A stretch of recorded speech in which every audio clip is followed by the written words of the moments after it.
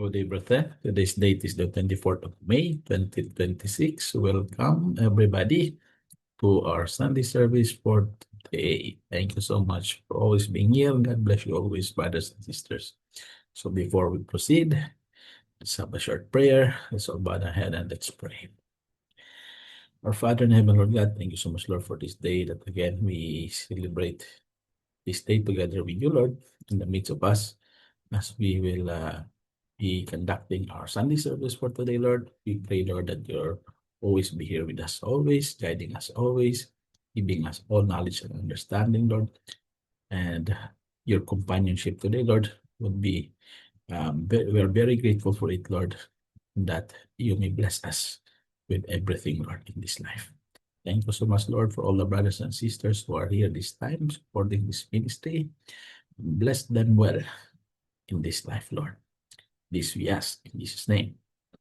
Amen. All right, brethren, so before we proceed with scripture reading, let's offer a song for the Lord. Thank you so much once again and welcome.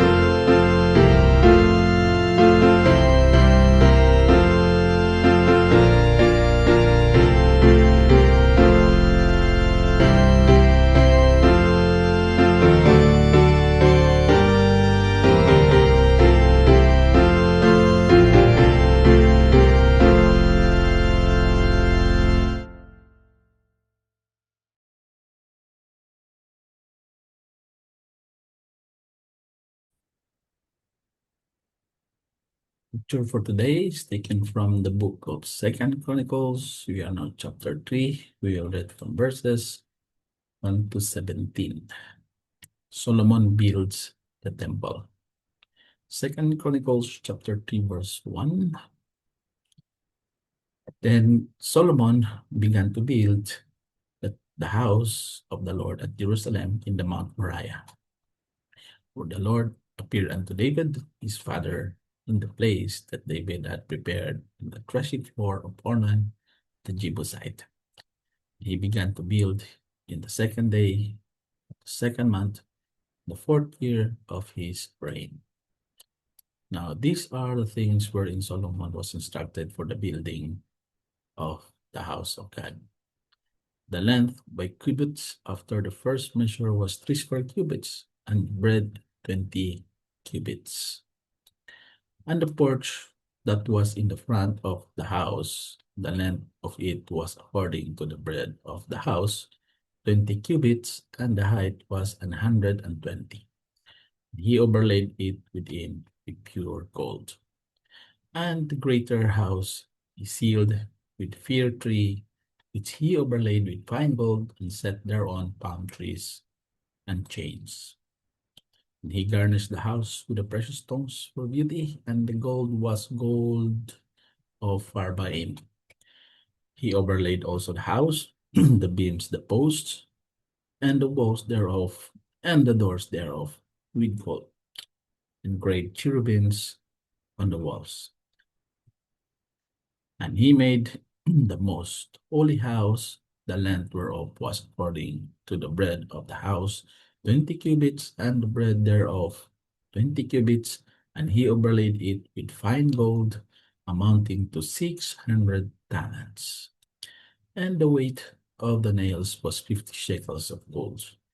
And he overlaid the upper chamber with gold. And in the most holy house, he made two cherubims of image work and overlaid them with gold. And the wings of the cherubims were 20 cubits long. One wing of the one cherub was 5 cubits, reaching to the wall of the house, and the other wing was likewise 5 cubits, reaching to the wing of the other cherub. And one wing of the other cherub was 5 cubits, reaching to the wall of the house. And the other wing was 5 cubits, also joining to the wing of the other cherub.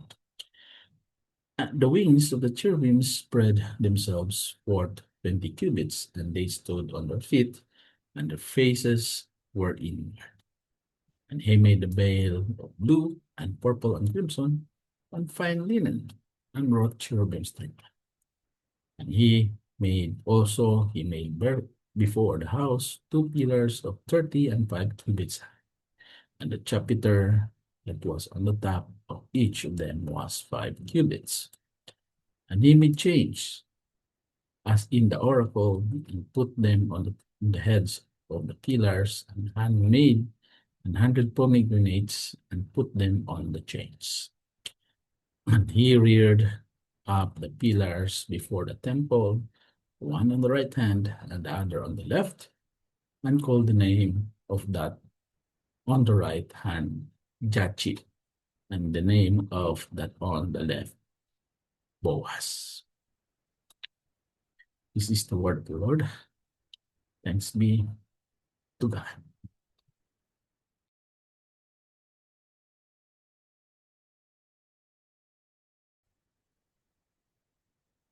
Let's all bow our heads, brothers and sisters, for our intercessory prayer. Father in heaven, Lord God, we are coming to you once again, Lord. We will humbly kneel in front of you, Lord, asking for all our prayers, Lord, including those unspoken prayers, Lord, all our requests, all our desires, Lord, all the things that we prayed from you, Lord, long time back, Lord. Pray, Lord, that you will grant all these things that we ask in your time and in your will. Thank you so much, Lord, for always listening to all our prayers. Thank you so much, Lord, for always granting all the prayers to us, including all the blessings that you have given to us. Thank you so much, Lord, for everything that you have done to our lives. We will continue to pray, Lord, for all our brothers and sisters, wherever they are now in the part of this world, that you may continue to bless them, protect them, and also keep them healthy, Lord. Bring them back to church, bless them in the church, let them serve in the church, let them get back to you, Lord. And all those brothers and sisters who continue in the church, Lord, you may continue to bless them in their lives. Bless them, Lord. Shower all the blessings to them. And we pray, Lord, that you give them good health in this life, Lord. Continue to pray for all our friends, those who are sick this time, Lord. You will heal their, their sickness, Lord, their disease, Lord, and heal them, Lord. All our friends, all our relatives, all our colleagues, everybody, Lord, are in our lives. We pray, Lord, that you will heal our sicknesses. Lord, we continue to pray also that you will also mend all those misunderstandings in our families, in all our friends, in our acquaintances, to everybody, Lord. Give us peace in this world. Give us peace in our lives. Give us peace in our minds. Thank you so much, Lord, for everything that you have done for us, including all our blessings that we receive from you, as well as in our jobs, Lord. We are continuing to receive so many stress, worries, uncertainties.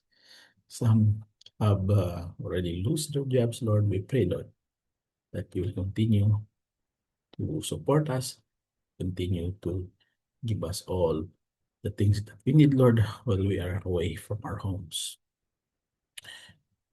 We pray, Lord, for success in our jobs, including the stress that we encounter, Lord,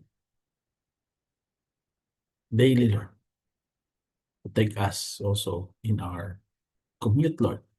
And there are so many things that we cannot bear in ourselves, Lord.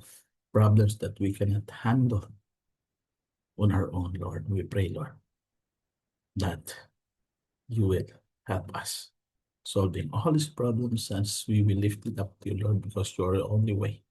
You're the only hope that we have, Lord, in this life. Help us, Lord, for all the things that we ask from you, and continue to protect us as always. Shower us with your blessings, Lord. And thank you so much, Lord, for all the blessings that you have done for us, including listening to all our prayers, prayers for our sisters who have been having sickly, Lord, with cancers, Lord. Michelle Sabido, Lord, Sister Michelle, and also those people who are sick this time. We pray, Lord, that you will heal them, Lord, give them hope, because we believe in your hands through our faith.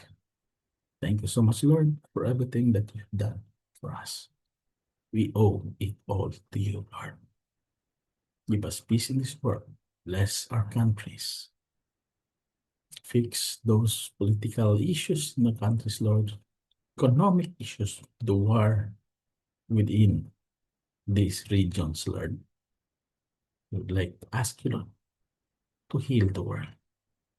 Heal also ourselves. And bless us in everything that we do. Thank you so much, Lord. Continue to bless us as always. This we ask in Jesus' name. Amen. All right, brethren, now we will proceed to the preaching for today. Thank you so much once again.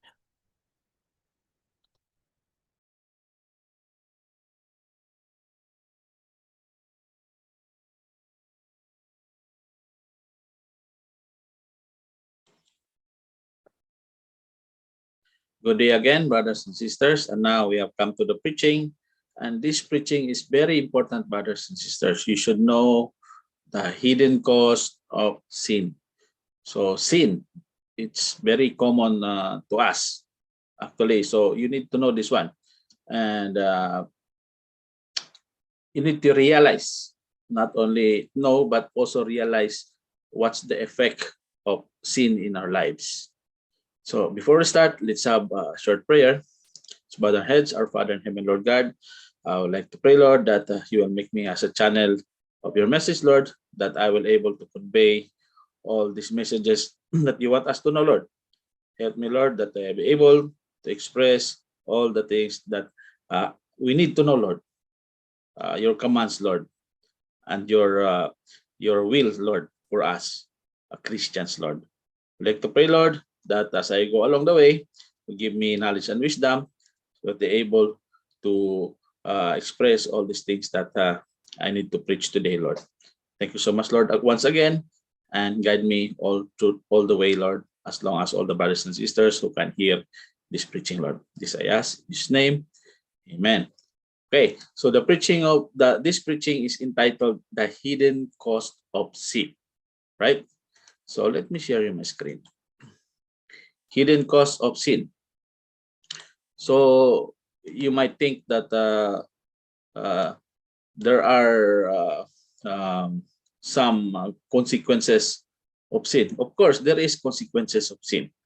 Okay, so our text is taken from 2 Samuel 12:1 to 14. This is about when David also commits sin. You know, King David commits sin also as well. So this is what is happening when he was rebuked by his sin. Okay, so we will read these verses here before we proceed. Okay, and the Lord sent Nathan unto David. Okay, and he came unto him and said unto him, there were two men in one city, the one rich and the other poor.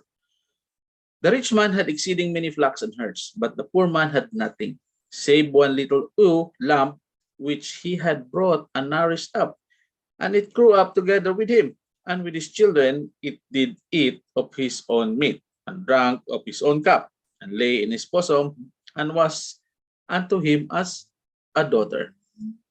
And there came a trouble unto the rich man, and he spared to take his own flock and his own herd to dress for the wayfaring man that was come unto him, but took the poor man's lamb and dressed it for the man that was come to him.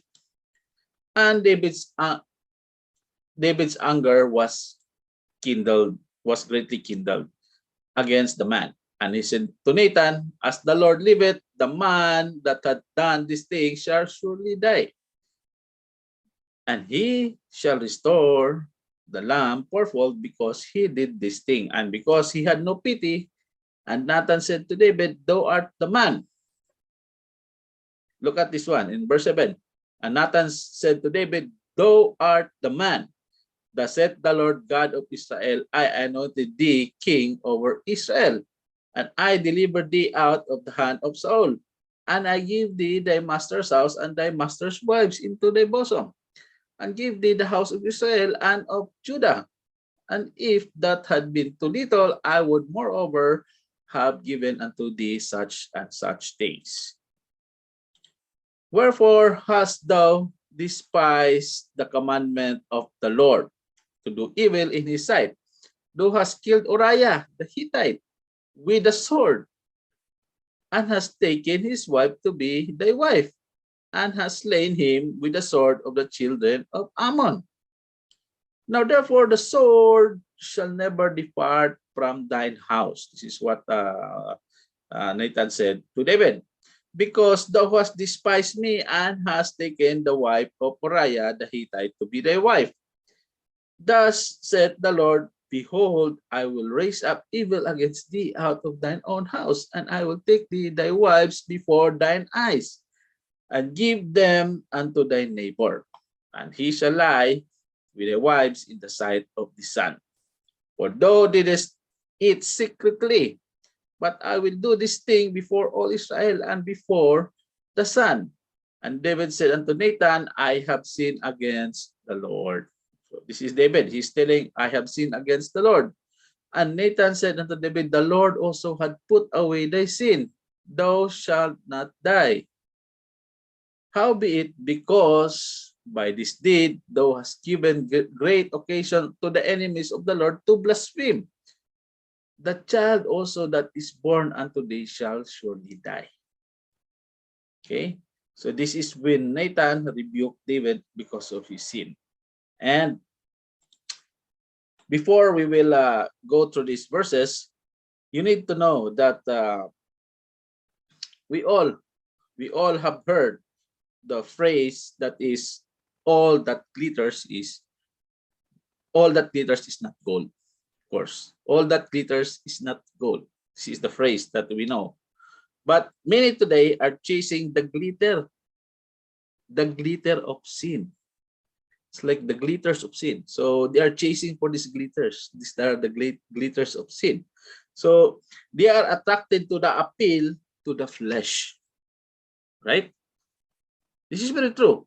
They are attracted to the appeal to the flesh with no regard for what sin cost. So Satan has sold this world a bill of goods.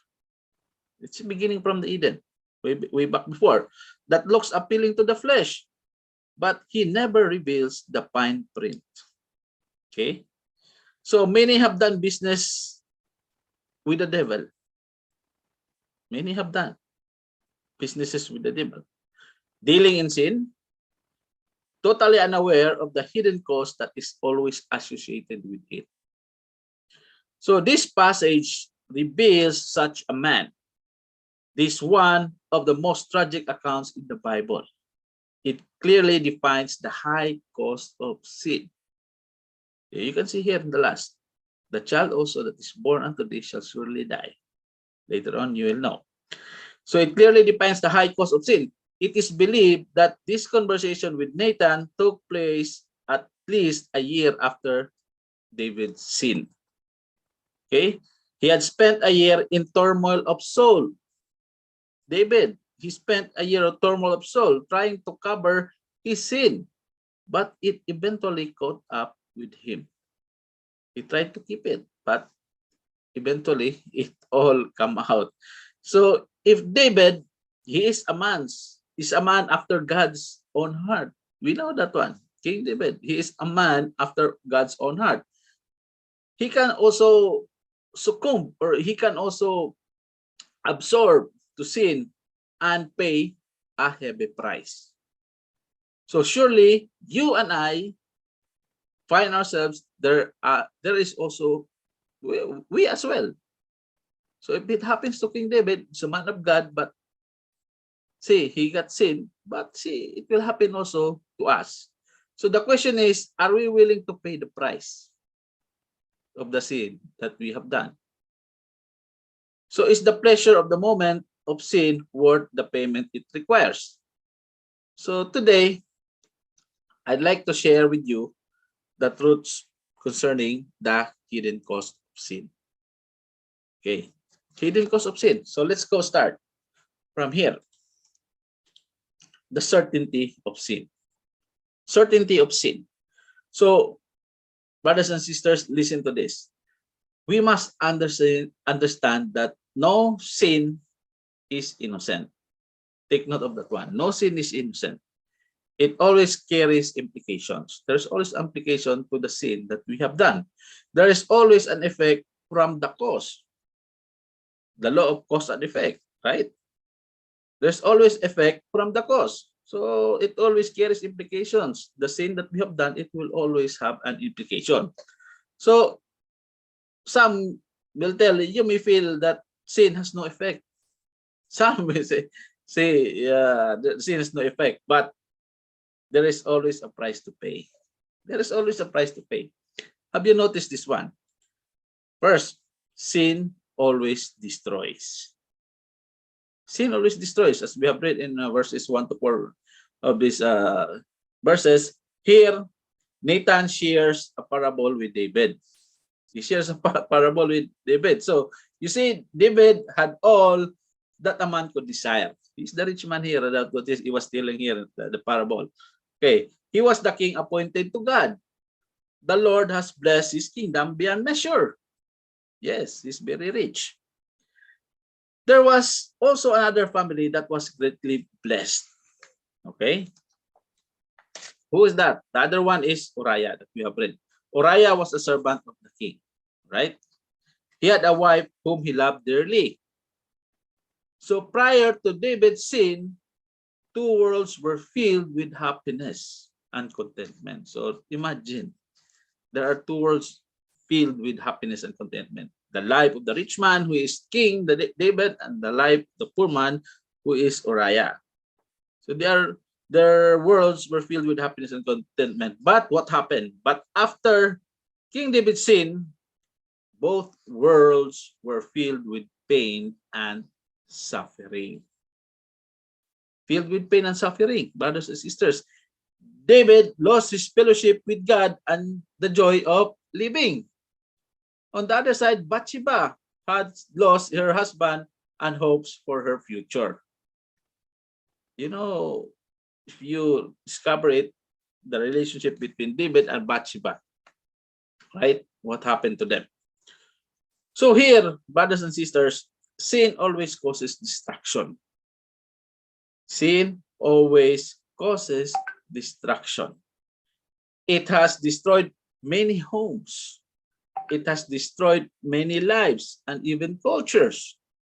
Before you submit to sin, consider the destruction that will result from it. So once the damage is done, things are never the same again. It will never be the same again. Is the sin you desire worth destroying life as you know it? That's the question. Brothers and sisters, sin always destroys. Sin always destroys. Sin always causes destruction. Take note of the one. Let's go to letter B. Sin always deceives. So remember, it has been a year. Remember, it has been a year David sinned against Bathsheba. In that time, his heart has hardened. He had spent many days trying to cover his sin. David's response to Nathan is amazing. He is angered at the man who committed such an atrocity. This man shall surely die and restore the fourfold of his transgression. This is what he said. But all the while, David never stopped to consider his sin or think that he was the man of whom Nathan spoke.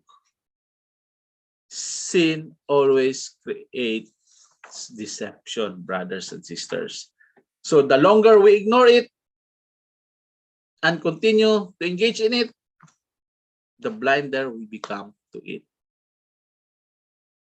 Right? So the longer we ignore and continuing to engage with it, the blinder we become. So brothers and sisters, Satan would have you believe that everything is fine. This is what Satan's work. Be your own man. He will tell you, be your own man. Make yourself happy. You only go around once. Live it up. But see what this verse is said. In 2 Corinthians 4:4, it says, in whom the God of this world hath blinded the minds of them which believe not, lest the light of the glorious gospel of Christ, who is the image of God, should shine unto them. So they're blinded. It isn't long until you brought into this to his life.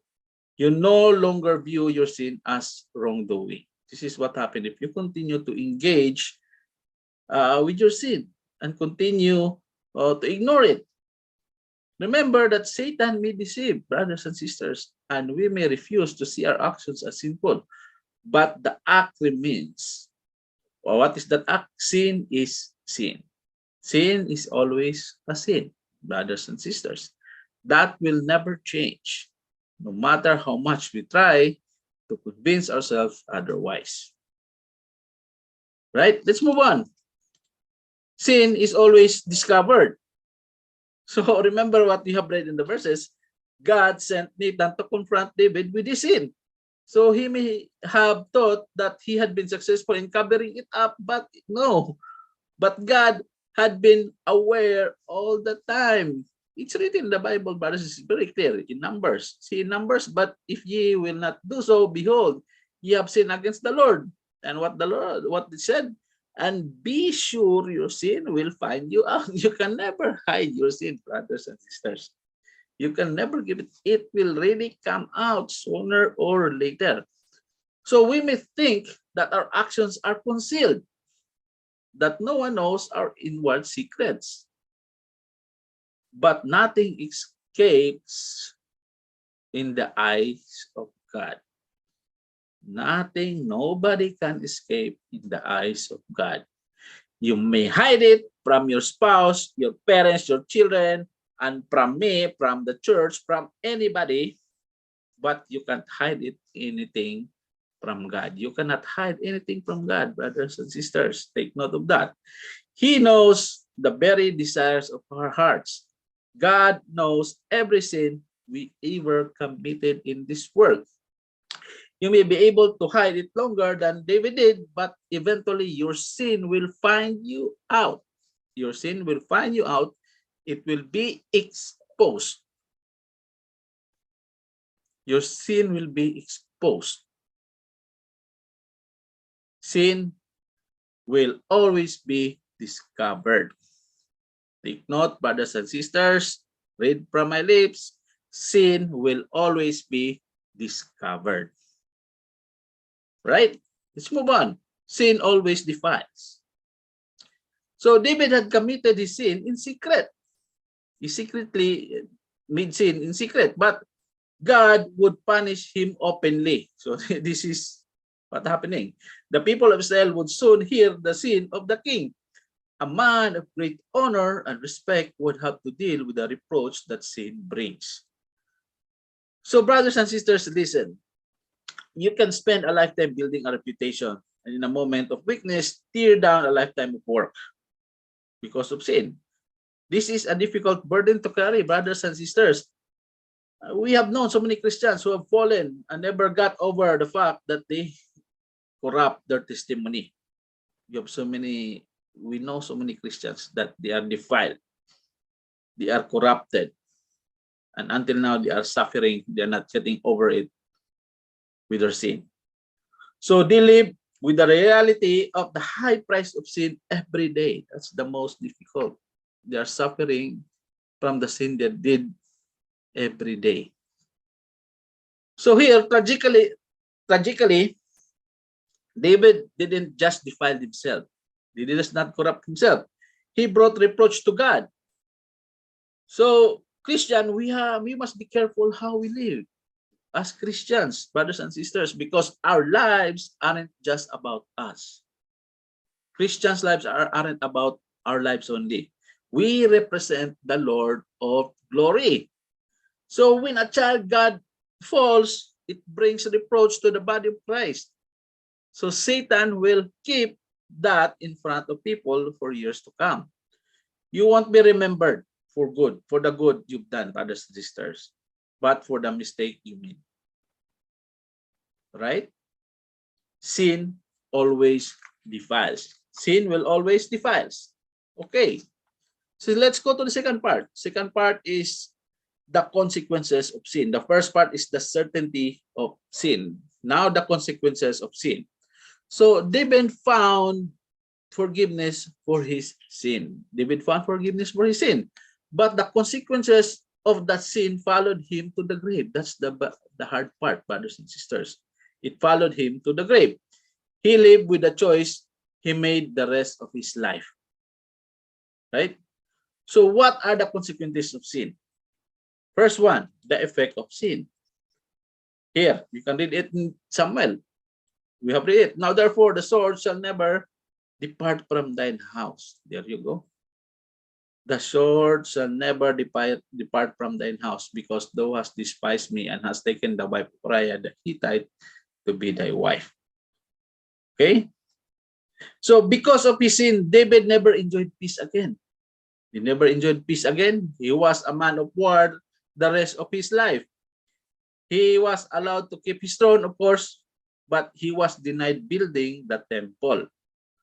He missed out on some great blessings because of sin. So, brothers and sisters, you may find forgiveness from a moment, especially infidelity, wife and husband. You may find forgiveness from a moment of infidelity, but the effects of a destroyed marriage and broken home will remain. Listen to me, that the effects of broken marriage, destroyed marriage, that's the effect. Destroyed marriage and a broken home, it will remain. The sin of infidelity. And also, you can be forgiven from addictions, but the physical damage will always remain. You can be forgiven as a murderer, but you still have to carry out his prison time.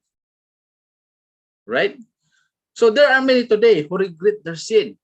Many today regret their sin, but they are always still dealing with it daily. Daily, brothers and sisters, they are dealing with it daily, and they have regretted what they have done in their life. So is that the moment of sin worth the high price and lasting effects? I really doubt it. Think before you act, brothers and sisters. Think before you act. Think before you act. Okay? So, think before you act. I said it 3 times. You have to think before you act. And that's the 4th time. Let's go to the second. The extent of sin. Thus saith the Lord, behold, I will raise up evil against thee out of thine own house, and I will take thy wives before thine eyes. So it's difficult. And give them unto thy neighbor, and he shall lie with thy wives in the sight of his son. So here, David's sin didn't just affected him. It affected his home, his kingdom. There were others who suffered because of David's sin. He boldly stated that the man who restored fourfold, and that is exactly what David did. The child of Bathsheba died. Okay, the child of Bathsheba died. Absalom killed Amnon, who defiled Tamar. Joab killed Absalom, and Solomon ordered his brother Adonijah killed after the death of David. So the consequences of this sin that David made extended far beyond his personal life and even continued after his death. So difficult. After his death, still continuing the effects of his sin. So we don't live in a bubble. Our sin doesn't just affect us. It will have lasting implications, brothers and sisters, on those around us, and many times even after we are gone. Consider the extent of sin before you choose to engage it. Okay, in the last part, the end of sin. The child also is born, and today shall surely die. So what does this mean? The end of sin. So the child died because of David's sin. As I've already shared, he lost 4 sons because of his sin. Right? This is a sobering truth, brothers and sisters. Sin brings death. It did for Adam. It did for David. And it will for all men. James 1:15. Then when the lust has conceived, it bringeth forth sin, and sin, when it is finished, bringeth forth death. Okay? Romans, for the wages of sin is death, but the gift of God is eternal through Jesus Christ our Lord. You always read this one. So sin will always end in death if it isn't dealt with. So if you choose to live a life of sin, it will cost far more than you want to pay. So I believe many Christians have filled an early grave due to sin. All right? So for those who deny Christ, sin results in eternal death in hell. So I want to share with you a ray of hope. Lastly, what's that? The cure for sin. What's the cure for sin now? Okay, those are the effects of sin. That is the implications of sin. What is the cure for sin? So I'm sure you would agree that sin is devastating. We have known that one. So, but there is hope, brothers and sisters. There is a cure for sin. Granted, the consequences will remain, but you can find forgiveness. And what is that? Forgiveness will always involve what? Number 1, sincere repentance. There is always forgiveness, but there should be sincere repentance. Proverbs 28:13, he that covereth his sins shall not prosper. This is what in Proverbs is said in the Bible. So David realized that he had done wrong. Okay, David realized he had done wrong. Okay, he knew that he needed forgiveness. Of course, David repented, and God spared his life. So if you are living in sin, apart from God, you must repent. There is no other way to deal with sin. It won't get any better on its own, and it would just go away. You must get it before God and ask him to forgive you. Ask God for forgiveness, brothers and sisters. So what is one? He that covereth his sin shall not prosper, but whoso confesseth and forsaketh them shall have mercy. So this is what the Bible said, that whoso confesseth and forsaketh them shall have mercy. So if you desire to free from the burden of sin, repent, brothers and sisters, repent. That's all you need to do. Repent. Ask for forgiveness. The other one, spiritual restoration. Okay, spiritual restoration. God put away David's sin, literally covered it. David had no power to remove the sin, but God did, of course. So that is exactly what he did for me, for you. I was guilty of sin. We are guilty of sin. We are bound for hell. And Jesus covered our sins with his precious blood. That's the truth. Salvation through the blood of Christ is the cure for our sin. So you don't have to continue living in sin. Us, we should not continue living in sin. There is a hope in Jesus today. Right? There is a hope in Jesus today. Whoso confess it and forsake them shall have mercy. 1 John 1:19, if we confess our sins, he is faithful, just to forgive our sins and to cleanse us from all unrighteousness. Of course, God will always forgive, but we should stop continuing sinning, brothers and sisters. We should stop continuing, brothers and sisters. We should stop continuing in sinning. It will do harm more and more.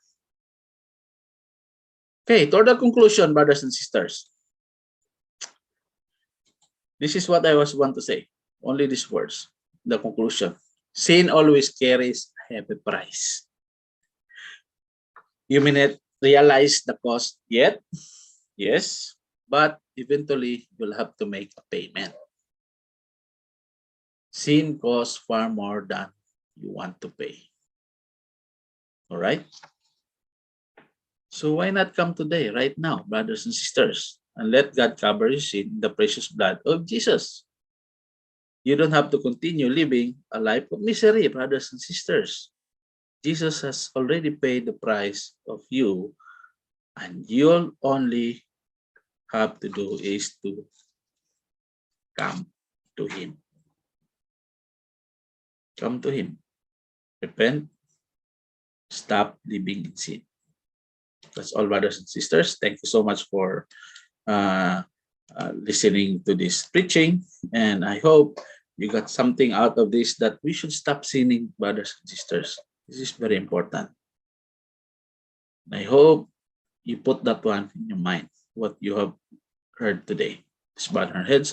Our Father in heaven, Lord God, thank you so much, Lord, for the words that you have shared to us, Lord. Thank you so much, Lord, for this preaching from the Bible, Lord, that we have learned today, Lord, and that let this preaching that we have heard, Lord, manifest in our lives, Lord, that we should stop sinning, Lord, that we should come to you, ask for our forgiveness, and repent for all the things that we have done. Thank you so much, Lord, for your blood, for covering us with our sins. Thank you so much, Lord. This we ask. In Jesus' name, amen. All right, brothers and sisters, thank you so much for everything. Thank you so much for listening to the preaching. And I pray that you will always continue to support this ministry. Thank you so much, and God bless you all.